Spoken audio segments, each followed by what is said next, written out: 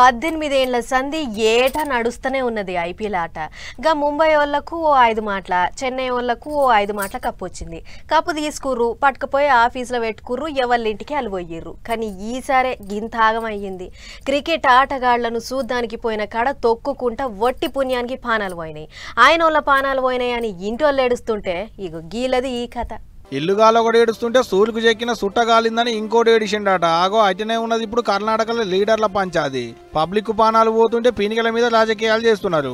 బెంగళూరులో అయిన తొక్కేసలాటలా కొంతమంది పానాలు పోయేందుకు గవర్నమెంటే కారణమని పువ్వు పార్టీ వాళ్ళు, లేదు మేము అన్ని పర్మిషన్లు తీసుకున్నాం, పోలీసు వాళ్ళే చక్కగా కాపలా గాయలేదని గవర్నమెంట్ వాళ్ళు, లేదు లేదు ఇది ముమ్మాడికి గవర్నమెంట్ తప్పే, అసలు పోలీసు వాళ్ళు వద్దే వద్దన్నారు, వినకుండా అటనే చేసిర్రు, ఇదంతా పబ్లిసిటీ కోసమే పదాలకు పోయి పబ్లిక్ పానాలు తీసిర్రు షెయి పార్టీ వాళ్ళు అనేది కర్ణాటక పువ్వు పార్టీ పెబ్బ విజయేంద్ర సార్ అన్నమాట.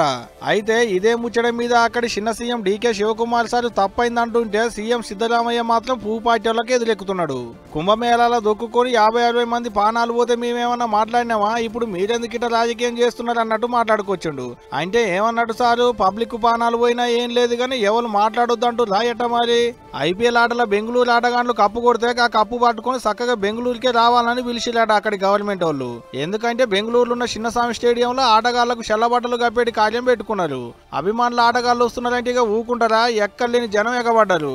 గేట్లు నూకేటోడు గేట్లు నూకుడు, గోడలు దూకేటోడు గోడలు దూకుడు. 35,000 మంది పట్టేటి జాగకు అటుగా 3 లక్షల మంది వచ్చేటాళ్లకు పోలీసు లాగబట్టలేక లాఠీలు అందుకొని బాతుంటే ఒకరి మీద ఒకరు పడుకుంటా ఒక్కటే ఊరుకుడు.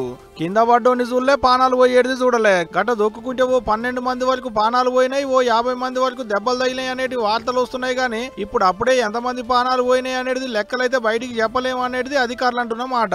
గేటు బయట సావులు, స్టేడియం లోపల సంబరాలు. ఆర్సీబీ అనుకుంటా పోయి ఆగవాగం చేసిరు కదా నాయన. ఇవాళ కాకుంటే ఇంకో 4 వదులైనాక పెట్టుకుంటే కాకపోయిందా సార్లు. అభిమానులు ఆగవాగం వస్తారని ఎరుకున్నదే నాయే. ఏ సౌలతు చేయకుండా ఒట్టిగా ఆటగాళ్లను పట్టుకొస్తే పబ్లిక్ పానాలు పోయే ఆటగాళ్లను బదనాం చేసినట్టు ఆయే. మనోళ్ళు కూడా అట్టినే తయారైలు తీయాలి. టీవీలలో చూడనే చూస్తుంది. బెంగళూరులో ఆటలు అయినప్పుడల్లా మస్తు మాటలో పోయి చూసి వస్తుంది. గట్ల ఒకరినొకడు నూక్కొని పోకుంటే ఏం బాయే. ఇప్పుడు చూడు ఎంత పని అయిందో. అప్పుడు పాలి హైదరాబాద్ లో కూడా ఇదే కథ అయింది. పుష్ప సినిమా చూడ్డానికి హీరో సార్ పోతే కానీ చూడ్డానికి వచ్చి గిట్టినే ఎగబడి పానాలు పోగొట్టుకున్నారు ఫ్యాన్స్. అప్పుడు హీరో మీద కేసులు పెట్టిరు, జైలు వేసిరు. ఇప్పుడు మరి ఎవరి మీద కేసులు పెడతారో ఎవరిని జైలు వేస్తారో చూడాలే అనుకుంటున్నారు. ముచ్చటలకైనా దునియా పబ్లిక్.